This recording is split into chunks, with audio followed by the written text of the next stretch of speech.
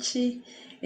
Meu nome é Sarit Anisha, eu sou psicóloga, sou técnica de basquete e estou aqui para falar com vocês um pouquinho sobre essa cobrança em excesso que os alunos têm em relação aos técnicos, em relação aos pais, que acabam de alguma forma desmotivando a vontade deles de continuar jogando, né? Eu percebo que muitas vezes o incentivo que o técnico dá, vou falar primeiro do técnico, depois do pai, que são coisas bem distintas. O incentivo que o técnico dá, muitas vezes ele precisa ter uma assertividade, uma assentosidade na fala, que perde um pouco do processo pedagógico, né? A gente tem que entender que muitas vezes nós estamos tratando de iniciação esportiva, né, nesse momento, da minha fala é sobre isso. Então, como que na iniciação esportiva a gente tem um comportamento tão competitivo a ponto de eu quero ganhar tanto que eu faço meu jogador parar de jogar. Então eu perdi, né? Eu não perdi o jogo, eu perdi o jogador. Então a gente tem que entender que muitas vezes essa cobrança é exacerbada, ela faz mais mal para o aluno do que bem. Ah, mas ele só sabe se movimentar na base do grito. A gente entende que por comportamento, se ele só tiver grito, ele só vai se movimentar à base do grito mesmo, né?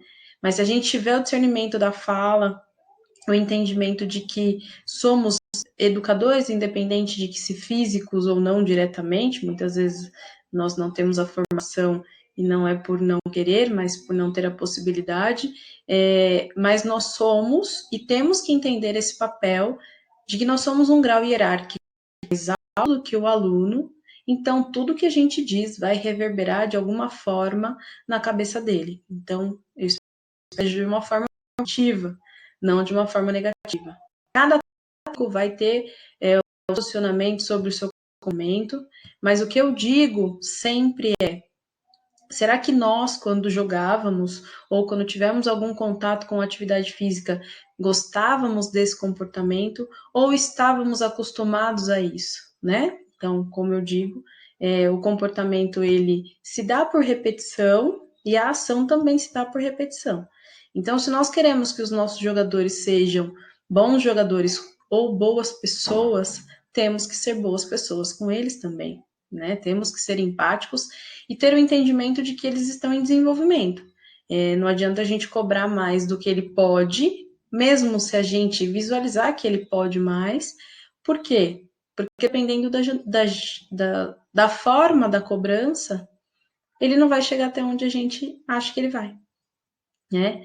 Existe um processo intelectual aí, né? Um processo cognitivo, o entendimento de jogo que se dá gradativamente. Então, será que a gente está fazendo o nosso papel da melhor forma possível? Será que a gente está desenvolvendo esse jogador com todas as suas possibilidades e peculiaridades, como ele se apresenta ou como a gente quer que ele se apresente, né? Isso eu estou dizendo porque eu fico dos dois lados. Além disso tudo, eu também participo do basquete de outras maneiras. Então, muitas vezes a gente tem que entender que o nosso papel é importantíssimo e que se a gente tiver só o conceito de competição, principalmente nessa iniciação esportiva, a gente pode frustrar uma criança a ponto dela não voltar mais. E eu entendo e sei que muita gente não quer isso, quer que o seu aluno desenvolva para que sim, ele consiga competir. A partir do momento dos pais, eu entendo também que existe uma frustração, um querer, uma imposição de que o filho jogue por algum motivo, né, familiar ou algum outro conceito que o pai tenha, mas algumas vezes o pai não questiona o filho se ele quer realmente estar ali naquela quadra, daquele jeito, treinando daquela maneira, ou quando ele percebe que o filho tem um desempenho melhor, ele cobra de tal forma que o filho começa o quê? A voltar. Então, muitas vezes eu percebo que o pai, ele sabe que o filho pode desenvolver, mas ele cobra tanto que o menino trava, né? Que a criança trava. E aí ele se envolve muito mais do que ele deveria, ele passa por cima de técnico, ele tem um comportamento errado com o árbitro, tudo isso porque ele quer que o filho dele vença. né? E eu já falei isso algumas vezes, eu entendo que vencer na vida é você conseguir fazer uma bandeja corretamente, um arremesso corretamente, que você respeite seu adversário, que você aprenda com os seus erros, que você seja uma pessoa melhor. E isso também é vencer na vida, né? E gradativamente você vai desenvolvendo outras habilidades para ser uma pessoa melhor, talvez um jogador, não necessariamente, né? Então, esse recadinho que o professor Dante pediu para eu passar para vocês, como tantos outros que também vão falar sobre suas competências, é que a gente tem que entender qual é a nossa posição, tem que ter um processo pedagógico em relação a isso. Não é só chegar lá e ensinar a parte técnica e tática. Tem um processo pedagógico e psicológico sobre o ensino, que algumas vezes a gente esquece.